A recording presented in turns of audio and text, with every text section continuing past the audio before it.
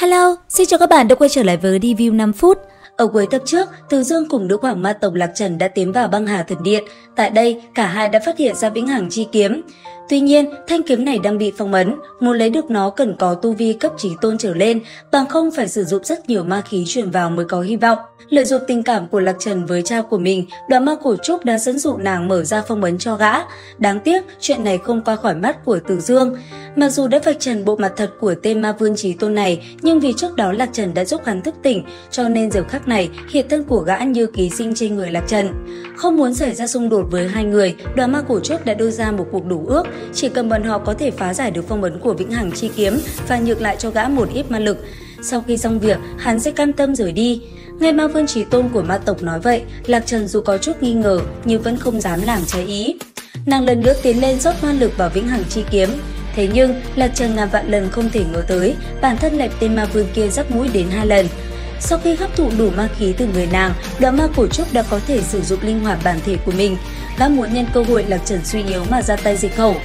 Đáng tiếc, Từ Dương đã tiến đến đánh bay gã, đồng thời chặt đứt liên hệ giữa Lạc Trần và thanh kiếm trước mắt. Lúc này, Từ Dương mới có cơ hội lại gần vĩnh hằng chi kiếm. Hắn vừa đưa tay vuốt lên bề mặt kiếm thì bất ngờ phong ấn xuất hiện vết nứt. Ngay sau đó, Từ Dương như đắm chìm vào bên trong thế giới kiếm đạo, thanh kiếm kia trong vô thức cũng tiếp nhận linh lực thuần khiết của Từ Dương rồi bắt đầu quá trình nhận chủ.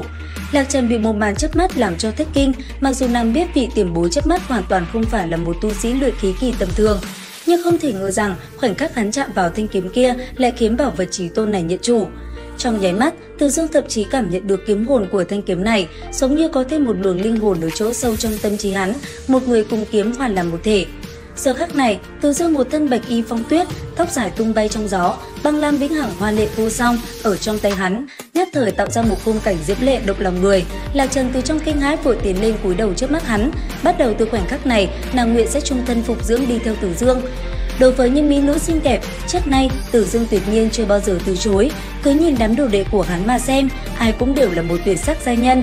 Mà đúng tại khoảnh khắc này, sau quá trình cải tạo, Đoạn Ma Cổ Trúc đã hoàn toàn hồi phục lại thân thể và sức mạnh của mình. Ma vương chí tôn của ma tộc thức tỉnh sau ngàn năm ngủ say, cũng đã đánh thức những đoạn ma khác. Cũng trong lúc này, tại một tòa thần điện khác, đám người Tâm đang nghỉ chân thì bất giác phát hiện vô số đoạn ma từ dưới đất chui lên. Sau đó bọn chúng lập tức bao vây tất cả mọi người. Hiển nhiên sự xuất hiện của đám linh hồn này gây ra phiền phức không nhỏ. Chứng kiến một màn này, Ngưu Tam Nương thất thanh hô lên: "Mọi người cẩn thận, đây là hoán linh chi thuật." Tất cả đều nâng cao cảnh giác, hiện tại chỉ còn cách diệt trừ đám đoạn ma này, bọn họ mới có thể tiếp tục đi tìm Từ Dương. Bởi vậy rất nhanh, một cuộc chiến đã liền diễn ra. Trở lại bên trong băng hạ thần điện, chứng kiến kiểm bảo vật chí bảo của ma tộc thêm loại cướp lấy, Đoạn Ma Cổ Trúc vô cùng tức giận. Nhân lúc Từ Dương còn đang mải đắm chìm trong kiếm ý, thì gã bất ngờ lao tới muốn lấy mạng đối phương. Ở bên cạnh, Lạc Trần rất nhanh đã phát hiện ra sự bất thường, nàng lập tức cầm tam xoa kích trong tay, phi lên ngăn cản một đòn kia, đồng thời chắn trước mặt Từ Dương. Cảm nhận được luồng sát khí đang lao tới, Từ Dương rốt cuộc cũng bừng tỉnh, hắn liếc mắt quay qua quát lớn: "Chơi đùa như vậy đủ rồi, bây giờ thì lăn ra đây cho ta." Nháy mắt thân hình của Đoạn Ma Cổ Trúc xuất hiện trước mắt hai người, quả nhiên Từ Dương là đối thủ khó nhằn nhất của hắn từ trước đến giờ. Chính vì vậy, cả người Đoạn Ma Cổ Trúc liền lao ra, ma khí nháy mắt lan tràn khắp thần điện. Một chiêu phóng đến Từ Dương hiện tại chính là đòn sát phạt toàn lực của gã.